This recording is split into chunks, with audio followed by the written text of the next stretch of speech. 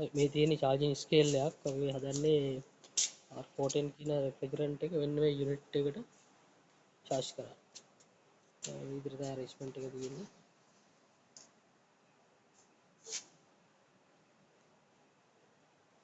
දැන් line ටික vacuum කරගෙන ඉවරයි. line ටික vacuum කරගෙන ඉවරයි. ඊට පස්සේ charging scale එකට supply එකක් දීලා තියෙනවා. දැනට තියෙන බර පෙන්නන්නේ. arrangement එක ඔය විදිහට යන්නේ.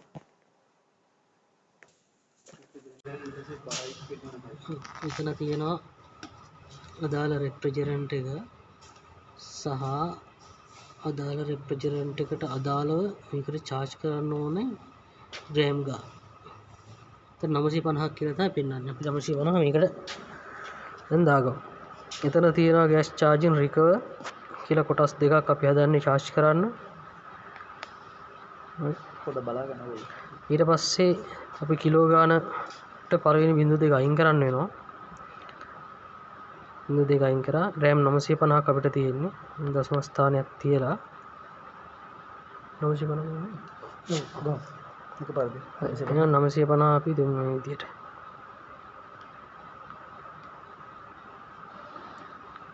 හරි. ඊට පස්සේ අපි එන්ටර් කර ගන්නවා දුන්නොත් data ටික. හරි. ලෝඩ් වෙලා තියෙනවා. දැන් ඔයාලට ඇහෙන්නේ නැති මේ පොඩි සද්දයක් මේකේ වැල් එක ඕපන් වෙනවා. හරි. දැනට manifold gauge එකෙන් ඔෆ් කරලා තියෙන්නේ මේක. හරි. machine එක on කරගන්න කලින් අපි refrigerant ප්‍රමාණයක් මේකට ලබා දෙන්න ඕනේ. අපිට දැනට පේනවා dial එක 0 තියෙන්නේ. කියන්නේ vacuum එකේ තමයි තාම තියෙන්නේ. හරි. අපි පොඩ්ඩක් නිදාස් කරමු. පොඩි ප්‍රමාණයක් දෙන්න. රිලීස් කරනවා. කේස් 60ක් වගේ ගන්න වැඩි.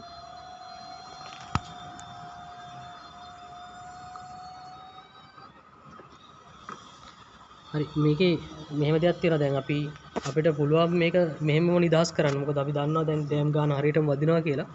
මේ විදිහටම charge කරන්නත් පුළුවන් machine එක on කරන්නේ නැතුව. නමුත් අපි machine එක on කරලා charge කරමු බලන්න මේකේ කොහොමද වෙනස් වෙන්නේ. මේකේ පීඩනය වැඩි වෙන්නේ කොහොමද? අපිට හරියටම බලා ගන්න ඕනේ මේකේ cool එක කොහොමද එන්නේ.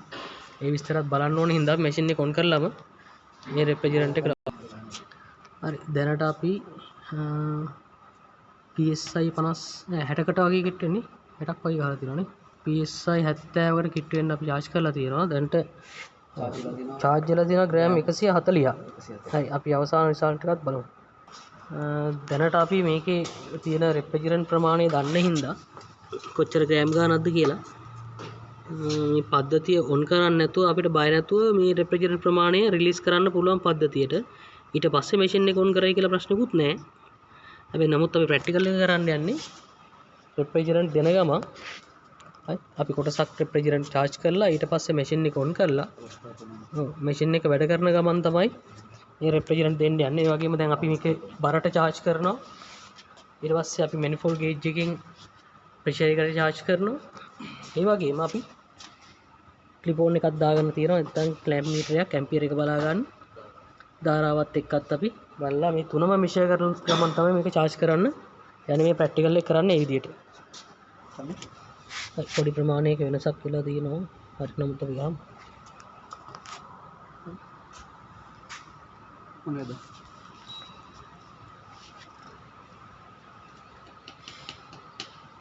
පද්ධතිය on කරා. ටෙම්පරේචර් එක අඩු කරන්න. ටෙම්පරේචර් එක අඩුම කරලා දාන්න.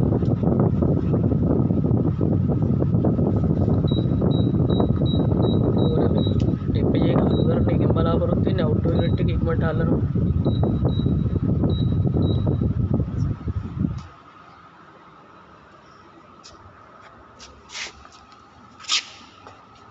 මඩත් ඒක පැටලෙනවා.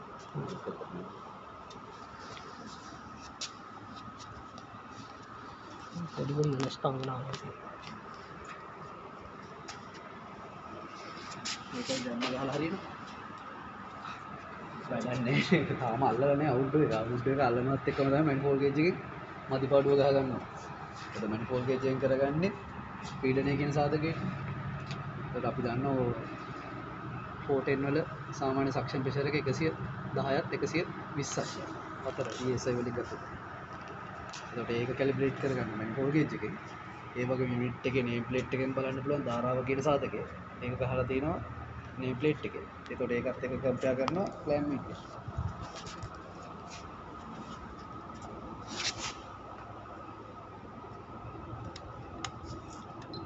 මේ ගණන්ගේ ධාරාවක් තියෙනවා නේම් ප්ලේට් එකේ 7.2.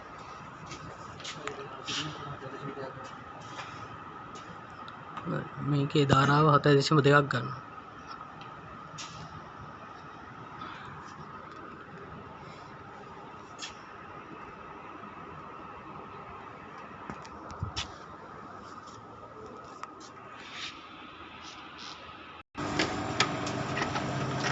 මේක දැන් අවුට්ඩෝර් යුනිට් එක අල්ලලා තියෙන්නේ. බලන්න.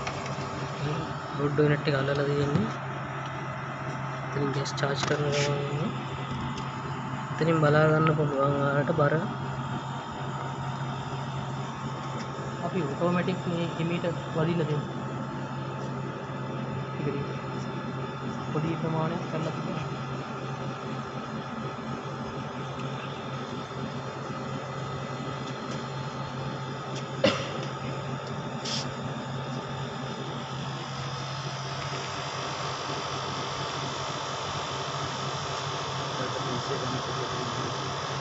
ධාරාවක් බලන්න.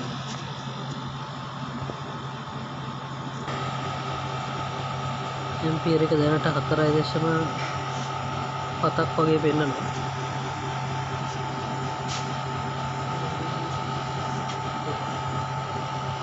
දැන් 7.9 ඇම්පියර් 5යි. දැනට ග්‍රෑම් 490 ගානක් charge වෙනවා. 500කට ගියා. PSI ප්‍රමාණය 100 දෙනකම් ඇවිල්ලා තියෙනවා. ස්නැප් යම් කිසි අඩුවක් වෙනවා. දැනට 716ක් charge වෙලා තියෙනවා. ඒ වගේ වාට පේනවා රෙෆ්‍රිජරන්ට් එක බැලන්ස් වෙගෙන යනවා.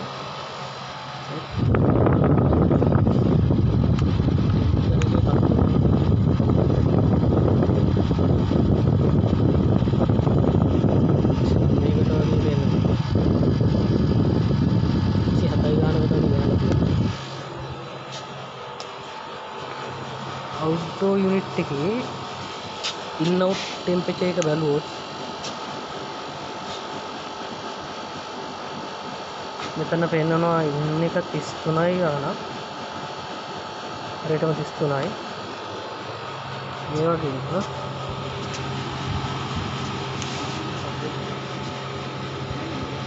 මෙතන අවුට් එක පෙන්නනවා 36කට කිට්ටුව. ඊට පස්සේ 6.6 ගානක් වෙනවා අවුට් එක.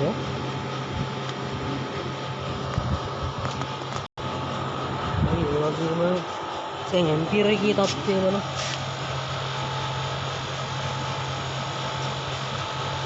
ඒක පැහැදිලි නේද?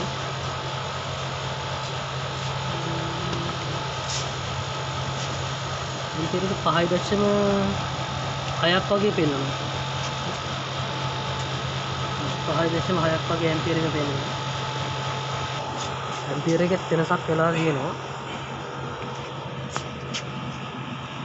තාම රෙෆ්‍රිජරන්ට් charger ගමන් තමයි තියෙන්නේ. 850 ප්‍රෙෂර් එක 100 පැනලානේ. දැනට 850ක් charge වෙලා තියෙනවා. ප්‍රෙෂර් එක වැඩි ඉඳ පෙන්නන්න එපා. ඒක හරියට.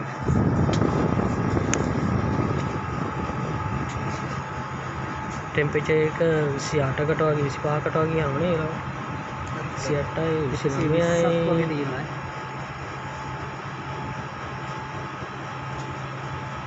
26කට 27කට 28කට වගේ තියෙනවා. 25 අඩු වෙනවා.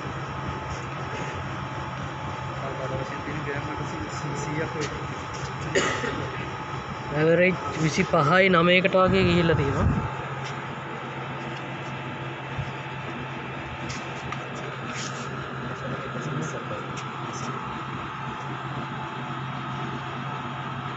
බර දැන් ග්‍රෑම් 8.44ක් charge වෙලා තියෙනවා.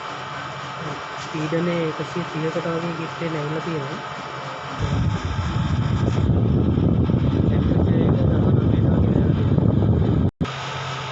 ඇම්පියර් එක හරියටම 6කට ඇවිල්ලා තියෙනවා. අවුට්ඩෝර් යුනිට් එකේ අවුට් ටෙම්පරේචර් එක එයා එකේ 42යි සෙල්සියස්. බලපන් ඉන්න පැත්තේ කොහොමද කියන්නේ?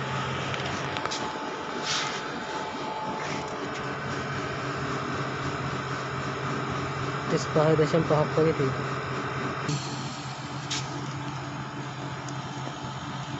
ඔය දැන් අවසාන අදියරේ ඉන්නේ 840 850යි.